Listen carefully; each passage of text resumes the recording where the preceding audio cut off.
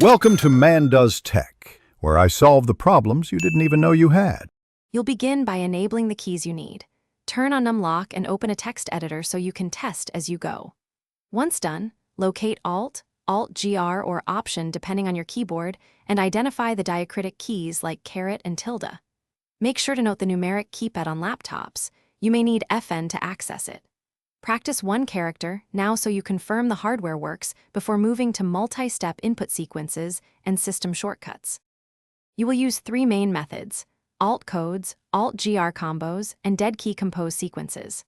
First, press and hold Alt and type the numeric code on the keypad, released to produce symbols like degrees or special currency.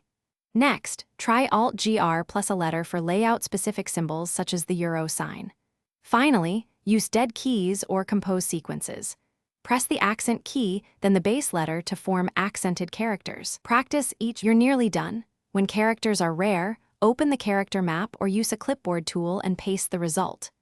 Once you've identified frequently used symbols, create custom shortcuts or text replacements to save time.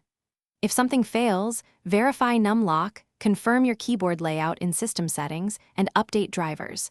On-screen keyboard can isolate hardware issues. If problems persist, reboot and retry the Alt code sequence to ensure no background app captures key input.